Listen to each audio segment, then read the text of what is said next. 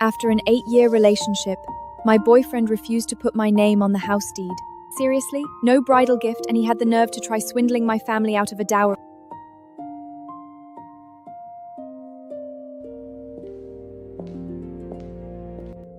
Did it ever cross your mind that the house you just bought is in a development my family built? After dating for 8 long years, my boyfriend finally proposed, but he refused, point blank, to add my name to the property deed. His mother looked down on me for being poor and accused me of trying to steal their family home.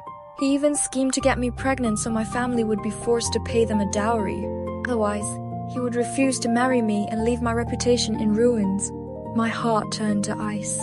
Thank goodness I had never told them my family owns a real estate development company. To hell with this wedding! After I broke off the engagement, Liam showed up at my door with his mother to pick a fight. Our family already bought the house and the car. Your family hasn't contributed a penny but gets to reap all the benefits. What do you mean by calling off the engagement now? I ignored her and walked back toward my room on my own terms. If you're here to apologize, I'll accept it. If you're here to cause trouble, get lost and fast. Is this how you behave, walking away when your elders are still present? Have you no upbringing at all? You're no elder of mine. If you keep barking, I'll have you thrown out of this house. In the past, I tolerated her only because she was Liam's mother. Now, she is nothing to me. Mabel was so furious she nearly fell over backward. Who are you calling a dog, you ill-mannered brat? Today, I'll discipline you in your father's place. I was already brimming with pent-up anger. I dodged her blow and, without a second thought, slapped her right across the face. Mabel was stunned into silence, the clear imprint of my fingers blazing on her cheek. How could you strike my mother? She was going to be your mother-in-law. Look at you. Who the hell said I was ever marrying you? You're nothing but cheap goods my son has already slept with. He's doing you a favor by marrying you at all. A girl like you, no one would even take you for free off the street corner. I didn't get angry. Instead, I laughed. Your son, a graduate from some third-rate community college, earning a pathetic few grand a month, who just bought a house smaller than my bathroom, he isn't even fit to carry my shoes. Your bragging is so shameless, it's a wonder lightning hasn't struck you down. Everyone knows you're dirt poor, can't even afford a house, and live in this rundown courtyard. This isn't just any courtyard. It's a priceless ancestral home. Selling you wouldn't even cover the cost of the bricks out here. I don't have money for a house? Wasn't it me who put down $70,000 for your son's down payment? Pay it back, right now, immediately! Protect Liam's fragile ego, I had always lied to my father, telling him Liam had paid the entire down payment himself. I even had my brother sell the house to Liam at the absolute lowest possible price. If my brother hadn't tipped me off, I would have never known Liam bought that house behind my back without adding my name to it. As the wedding approached, he had no intention of giving me any bridal gift either. The moment I mentioned it, he called me materialistic and said I was out to bleed his parents dry for a few coins. The $50,000 he considered a gift was worth less than the watch I had given him. At the time, I thought he was just a few years out of university, struggling to get by, so I let it go. But he and his mother were already plotting to trap me with a pregnancy so they could extort a fortune from my family. So, not only were they trying to freeload, they were also scheming to turn a fat profit? Nonsense. Don't you slander us. When did we ever take your money? Trying to swindle me? I'm calling the police right now. It's only $70,000. Over these 8 years, my son has spent far more than that on you. We should be the ones demanding you compensate us. And I haven't been stingy about spending on your son, either. If you've got what it takes, pay me back my money, too. I'll make sure you're left bankrupt. Such a big mouth for someone with empty pockets. Liam, once we get home, send her an itemized bill immediately. As soon as those two left, I contacted my lawyer to send a demand letter to Liam and his mother. Without missing a beat, I also started accepting the blind dates my father arranged for me. I must have had a screw loose before, thinking the man I'd found for myself was the best in the world. Now, looking back, I can see what a piece of garbage he really was. The kind of refuse even the junkyard wouldn't take. Blind dates are truly wonderful. The prerequisites are impeccable. If you're willing to marry, a house and a car are yours. Not to mention a generous bridal gift. Even if it's purely physical with no emotional attachment, it's still better than dating a man for years, only for him to treat you like worn-out goods worth nothing. But blind dates come with their own pitfalls too. Before heading out to meet this one, I asked my father for some basic intel. So, what's his situation? Is he the whole package tall, rich, and handsome? My standards aren't excessive. Meeting just one of those three would be enough. I used to be all about the face, and that's the pit I fell into with Liam. Never again. Tall and rich. Oh, so he meets 2 out of 3? Nice. I hadn't planned on wearing makeup, but if the match is this high quality, I need to show up looking my absolute best. You gonna ask more about him? What? Is he, not functional? Or does he have a violent streak? A guy with a flock of side chicks? My father's aging face flushed crimson. He's the son of an old army buddy of mine. His father pushed him so hard in training back in the day that he got injured. I really don't know if he's capable. I felt too awkward to ask. Just go and meet him. If it doesn't click, it's no big deal. So, does marrying him mean signing up for a life of celibacy? So, he's doing blind dates because he can't get a date on his own?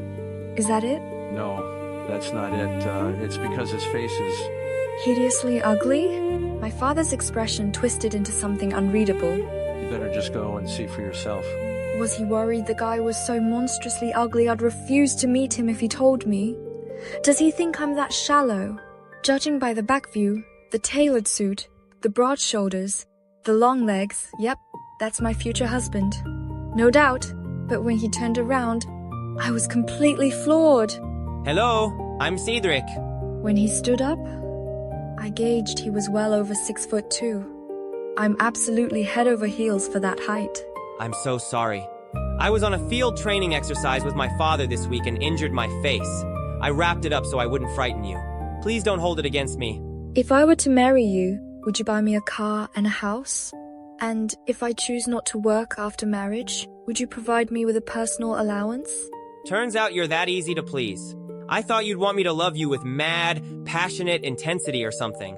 All of that is no problem at all. Then transfer me $200,000 right now, and I'll agree to marry you. Let's take a gamble. If a man sends you $200,000 on your very first meeting, what's there to hesitate about? In all the damn 8 years I was with that worthless excuse for a man, Liam, I didn't even spend that much of his money combined. Without a second's hesitation, Cedric made a phone call and had someone transfer me $5,200,000. I stared, dumbfounded, at the incoming transfer text message, and stammered. Did the person processing the transfer add an extra zero by mistake? No mistake, you're worth it. Holy mother of... This man is way too smooth. He's making me blush like crazy. My face burning red. I asked my final question. Your credentials are impeccable. You shouldn't be short on girlfriends. Why are you resorting to blind dates? Can it be that you truly are? Incapable? As soon as the words left my mouth, my gaze involuntarily flicked down toward his lower body. The question, are you truly incapable, yes or no, was practically written all over my face. Oh God, help me. How could I just ask that? Is he seriously not going to toss me out on my ear? No, I'm very much short on girlfriends. It's because my face is... Vain? Before Cedric could finish his explanation, an ill-timed voice interrupted him. Annoyed, I raised my eyes. Who could it be? With such a total lack of tact.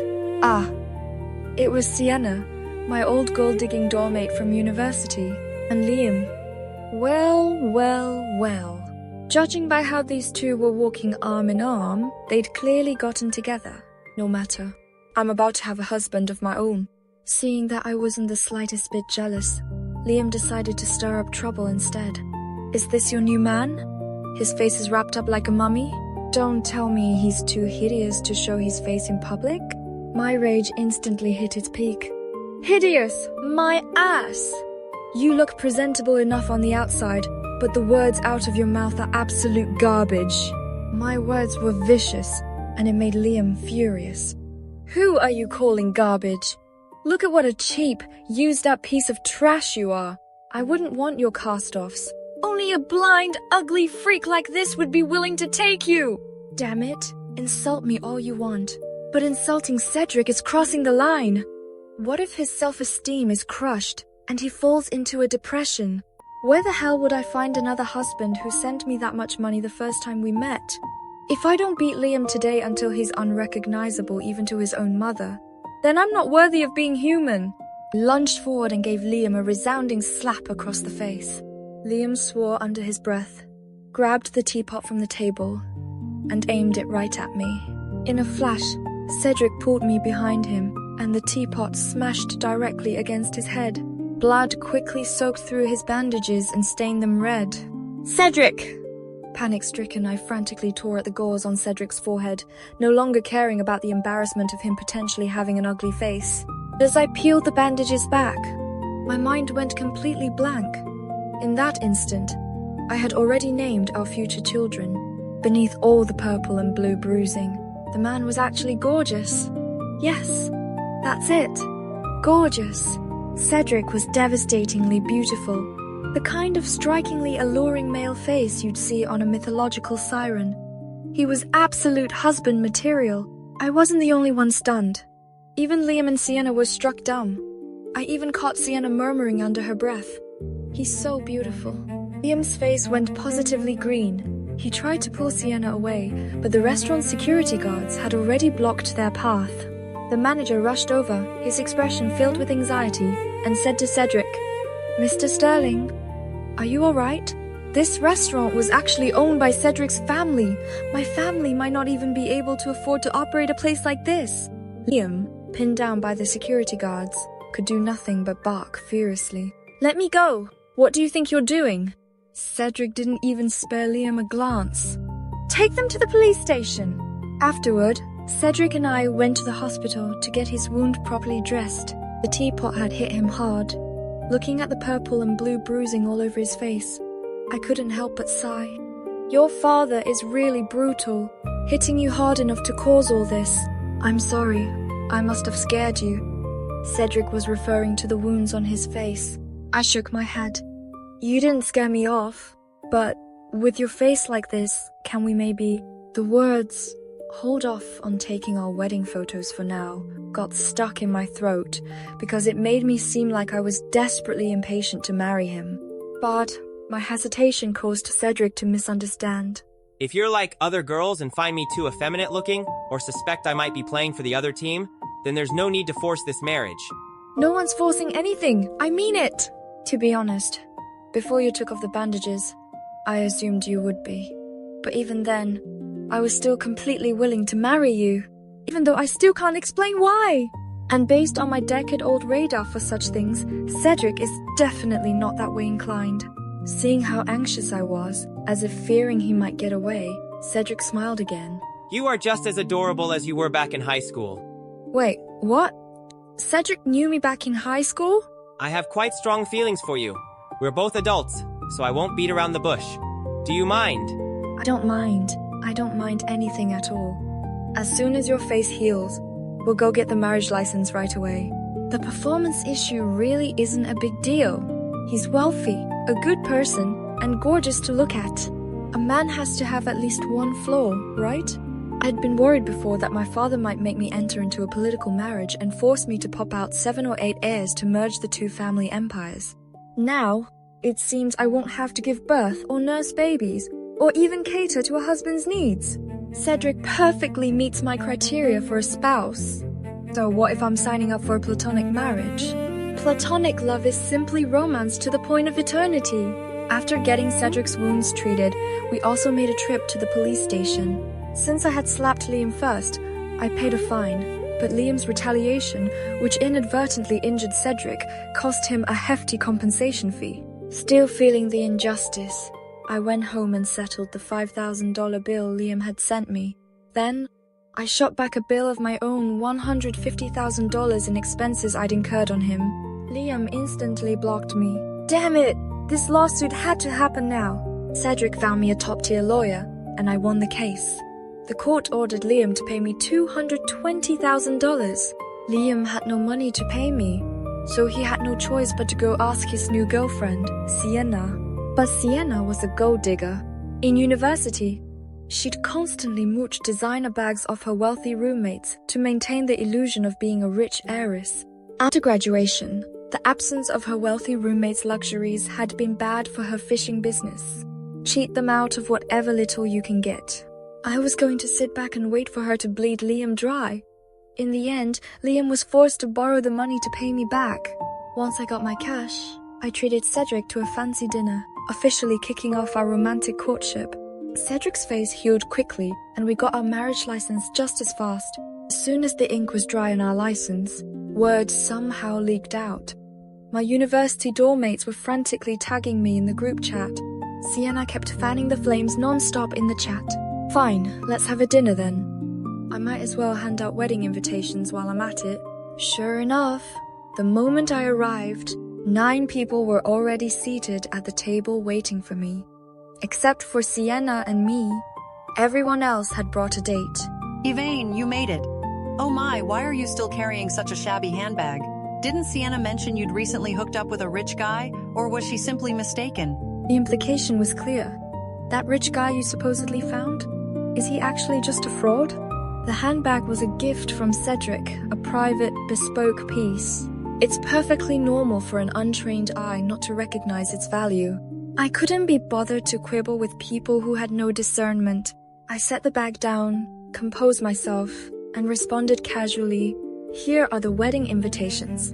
The ceremony is on the 6th of next month. Be sure to attend. As for whether we have money, won't you see for yourselves when you show up at our family mansion for the wedding?" Cedric? You can't mean Cedric Sterling, the one I rejected after a blind date? He plays for the other team, you know. Don't tell me you weren't aware, Yvain. I know breaking up with Liam was a devastating blow to you, but there's no need to degrade yourself like this. The speaker was the resident rich girl from our dorm, who had always looked down on me. She was putting on a good show of speaking kindly, but her real intent was to tear me down. She was implying that I, Yvain, was so desperate for money that I'd actually taken her reject as my husband. As if having a bit of family money makes you all that. In university, your life was so wild, constantly either sponsoring male models or sugar babies, boyfriends swapped out faster than handbags. Cedric probably wouldn't have even considered her his type. I calmly sipped my tea and served my retort laced with lethal precision. I'm not the one devastated. The one who got dumped was Liam. Cedric told me the last blind date he went on was with a girl whose neck was covered in hickeys. He said it completely disgusted him. Oh, so that person was you? Rich girl hadn't expected me to be so openly confrontational and instantly tore off her mask of false pleasantness. I disgusted him? What is he, anyway? A revolting creature who gets pinned down by other men. Whether he gets pinned down by other men or not, I don't know. But what's a fact is that you were slept with by 26 different men over 4 years of university. 4 years, 52 months. Averaging a new man every 2 months, that does work out to 26 men. Like you're some sort of saint. Weren't you the one who got passed around by Liam for 8 years? Sorry, you might be laboring under a misunderstanding. Here's my recent premarital health screening report. I'm still untouched. 100 times cleaner than you. My mother raised me from childhood to understand that a woman's self-respect and dignity are paramount. I got together with Liam in our final year of high school. Then we spent 4 years long distance during university. And although we worked in the same city for the 3 years after graduation, we never cohabitated. Of course, Liam was no saint. He had tried to get me drunk and create a compromising situation to circumvent having to give me a bridal gift. Luckily, I stumbled upon his chat logs with Mabel and immediately broke off the engagement. Otherwise, I'd likely still be choking on the disgust of it all. Seeing rich girl thoroughly put in her place, her loyal sycophant, Sienna, entered the fray to attack. What's there to be proud of? 28 and still never done it, aren't you ashamed? Liam told me the reason he broke up with you was precisely because you wouldn't sleep with him. I let out a cold laugh. It was a good thing I'd gotten into the habit of recording everything. Without a moment's delay, I pulled out my phone and played the recording of me breaking off the engagement. I put $70,000 toward the down payment for this house. You refused to add my name to the deed, and now you won't even discuss a bridal gift? This engagement is off. Go marry whoever else you can find. After the recording played for the whole table to hear, reactions ranged from those hungrily watching the drama unfold to those applauding my decisiveness, and naturally, those whose faces were thoroughly slapped. You two were together for 8 years, and you just decide not to marry, just like that? You probably already lined up your next man long ago. I bet you and that piece of work, Cedric, were already an item while you were with Liam. Sienna's relentless use of slurs against Cedric grated on my nerves like sandpaper. I didn't hold back. Liam and I had barely split for a few days before I saw you two in that restaurant, arm in arm.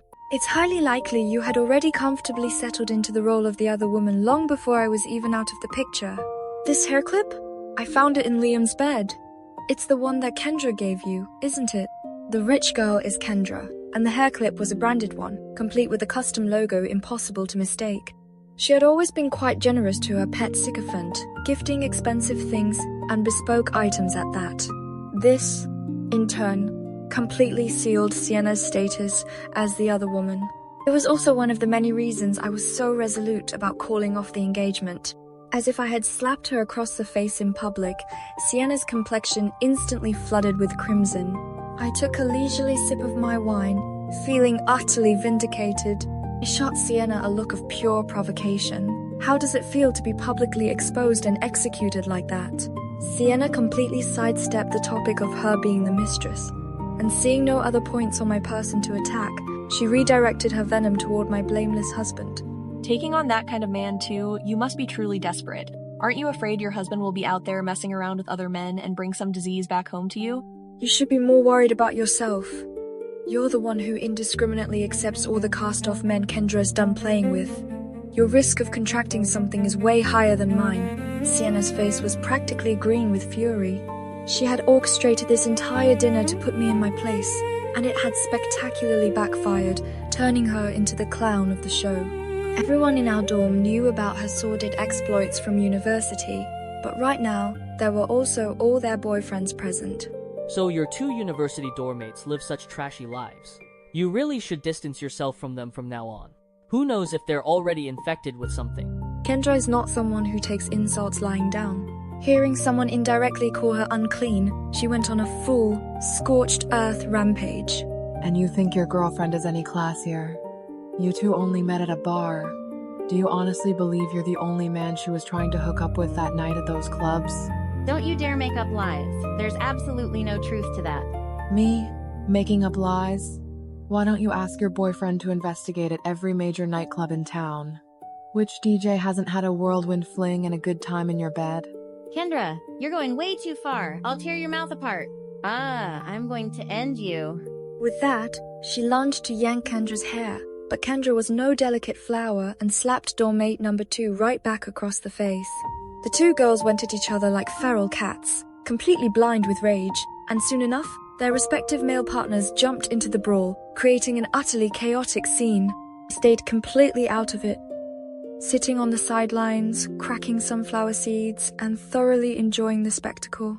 I hadn't felt this gloriously satisfied in ages. Back in university, I was constantly bullied by these entitled rich girls. Today, I finally got to turn the tables. By the time Cedric arrived to pick me up, the original 2-person catfight had escalated into a full-on 2-team brawl. The restaurant was left in a state of complete wreckage.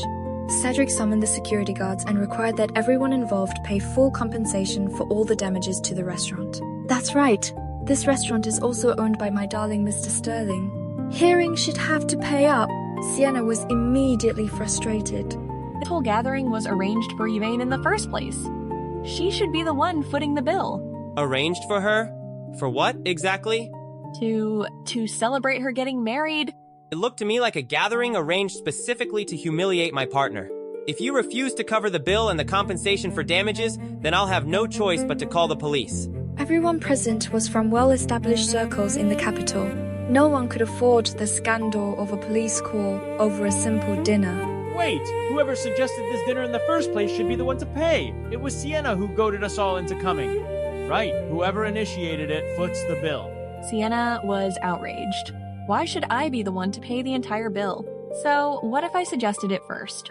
You all could have chosen not to come. If you hadn't promised there'd be juicy dirt on Elaine to expose, we never would have come in the first place. It's entirely your fault, so you have to take full responsibility. Sienna was so angry she felt like she was going into cardiac arrest. Fine, I'll pay the bill, but I wasn't the only one who trashed this place.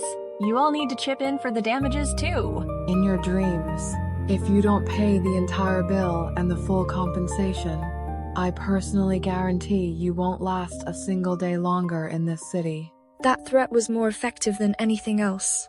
A local bully will always beat an outsider, and Sienna was so enraged she nearly cracked her teeth from clenching them. But she had no choice and had to swallow her fury and foot the entire bill. Having lived entirely off sugar daddies since graduation, she had no money of her own. In the end, she had to summon Liam. Watching Liam pay the $10,000+ bill with visible pain, I felt such ecstasy. The very top of my head was practically tingling. Cedric had turned out to be my absolute lucky star. Ever since meeting him, good things have happened to me in an endless stream. At this dinner party, everyone left utterly miserable, everyone except me. My wedding is on the 6th of next month. Remember, I expect to see you all there. Sienna shot me a venomous glare filled with pure malice, then stormed off without a backward glance. Liam paused, looking at me as if he wanted to speak, but was forcibly dragged away by Sienna. What was that look in his eyes? Was he reluctant to lose me? As if I am now Mrs. Sterling, a status you could never dream of aspiring to. On the 6th day of the 6th month, Cedric and I had our grand wedding, held at the Sterling family's enormous estate. I had assumed the 5 vipers from my old dorm wouldn't dare show their faces, but against all expectations, every single one of them came. Even that bottom feeder Liam showed up uninvited. It was obvious this group had come with a stomach full of malicious intentions, but I wasn't afraid of them causing a scene. In the worst case, they'd simply be thrown out. Sure enough, as soon as she caught sight of Cedric's parents, Sienna couldn't wait to rush over and greet them. Mrs. Sterling, hello. I'm Yvain's university classmate. My mother-in-law's demeanor was far from warm. She simply responded with a polite hello. A woman of her shrewdness could identify exactly what caliber of person Sienna was at a single glance. Sienna clumsily kept the conversation going. Mrs. Sterling, you might not know this, but Yvain lived a truly difficult life in university. Her family's conditions were so poor, she could only afford instant noodles on certain days, and on the other days, she relied on the cafeteria's discounted meal leftovers. Now that she's finally found a comfortable life, you really must take good care of our little Yvonne. On the surface, she was pitifully recounting my past hardships, pleading with my in-laws to take care of me. But beneath it all, she was insinuating that my family background was too lowly for someone like Cedric. It was truly a backhanded compliment of the most venomous kind. Because my father was former military, he raised me from childhood to be frugal.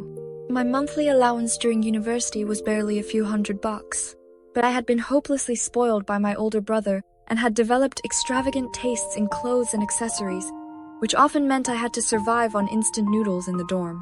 My mother-in-law is no fool. She immediately caught the underlying message in Sienna's words.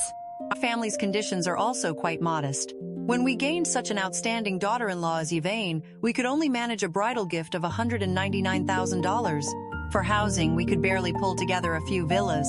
As for a car, we simply added one Bentley.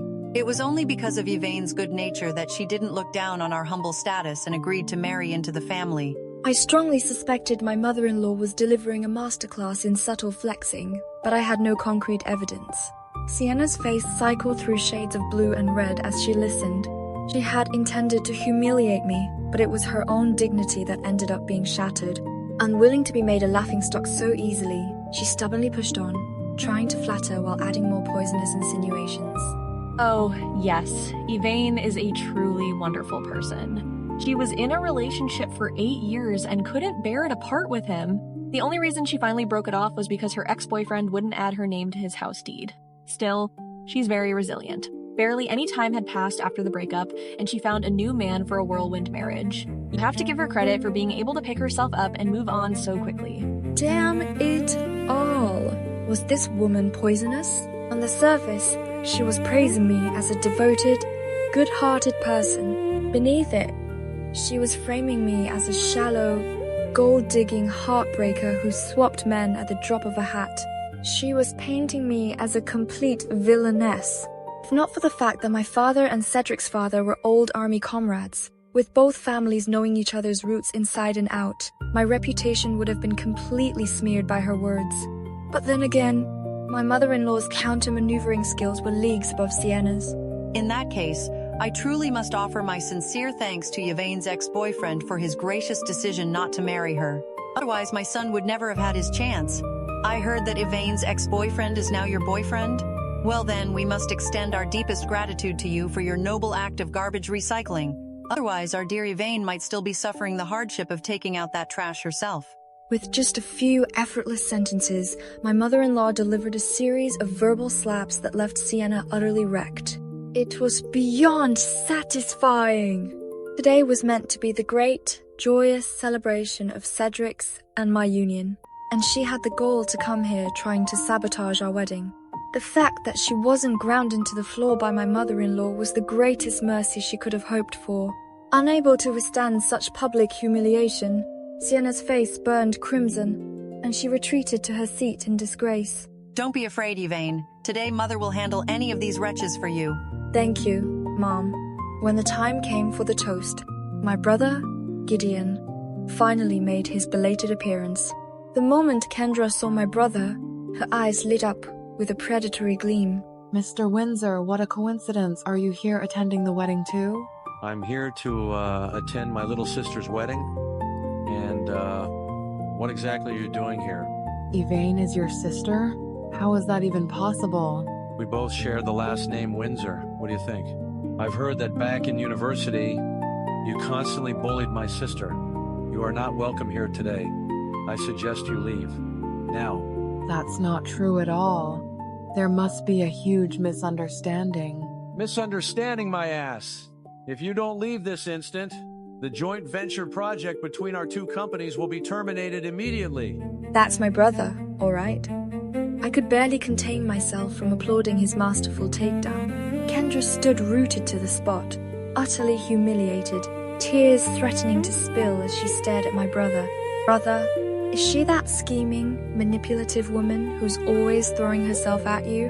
That's correct. She got me drunk once and tried to climb into my bed. Since when is that kind of social parasite worthy of anything?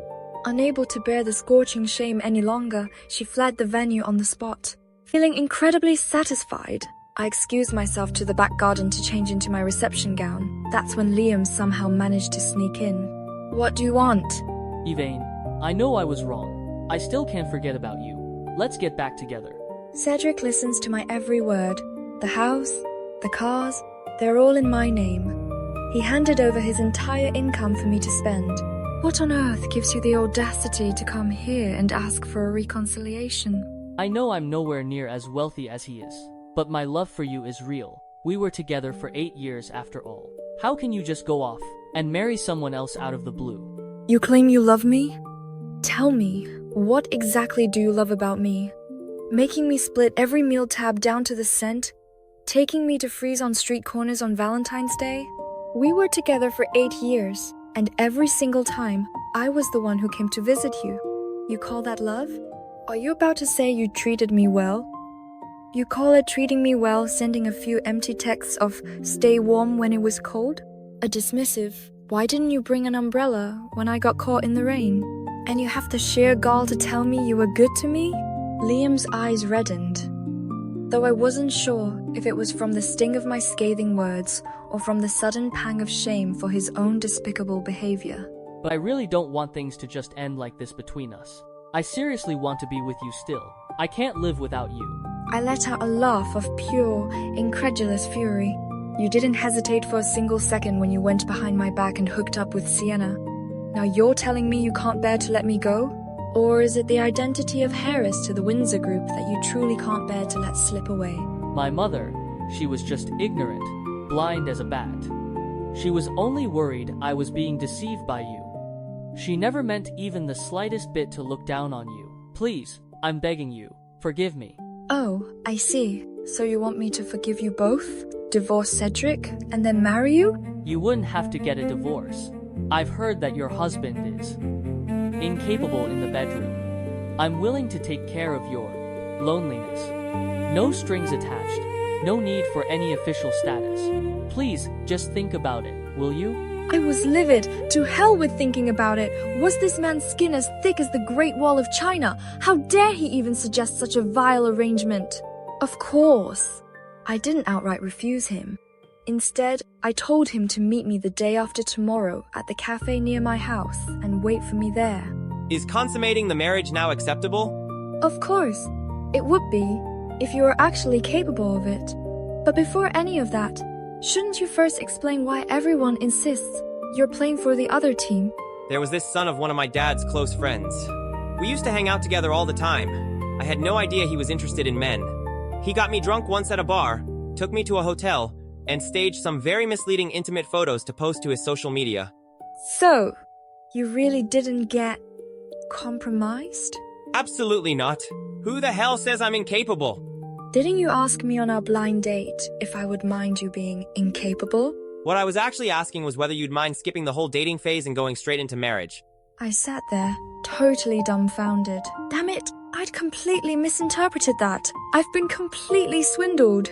Today, while sorting through a memory box, I stumbled upon Liam's old high school jersey that I still hadn't thrown away. You still kept my high school jersey? That's the one I draped over your shoulders that time you were crying your eyes out at the staircase of the science building, junior year. This was really your jersey all along? I frantically scrambled to turn the jersey's lining inside out, and there it was. A small, delicate star.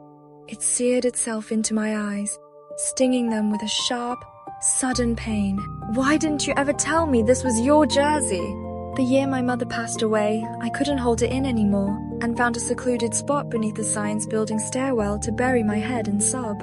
In my dazed grief, I was vaguely aware of a male student beside me, offering words of comfort and draping his jersey over my shoulders. The next day, I caught the same distinct scent of laundry detergent on Liam, and naturally assumed it had been him who'd comforted me. After all, only our classmates would have known about my mother's death, and because of those few brief words of warmth, I blindly, stubbornly devoted 8 years of my life to Liam. No wonder he had hesitated that time I offered to return the jersey and then told me not to bother. God, it was never his jersey in the first place. Thinking back on those 8 years, thinking about how I'd mistaken that low-life Liam for Cedric, I simply could not find any calm within me. I collapsed into Cedric's arms and cried for a very, very long time. The next day, having gathered my emotions into a semblance of order, I went to the cafe to meet Liam as we'd arranged. I got straight to the point. I'm willing to be with you, but not giving you any official status that would be unfair to you, and I just can't stomach it. Really? You don't need to feel any guilt over it. If you truly feel you owe me something, you could just occasionally help me out a little financially. I would never hold it against you. I knew it. I just knew there was no way he'd be so selflessly noble as to just be with me, seeking no status. His greedy little scheme had just ricocheted right off my face. You're so good to me. But what if I were to get pregnant by accident? That's not a problem at all. We'll simply find the right opportunity to slip something in your husband's drink one night, and then trick him into believing you two were together. He'll naturally assume the child is his.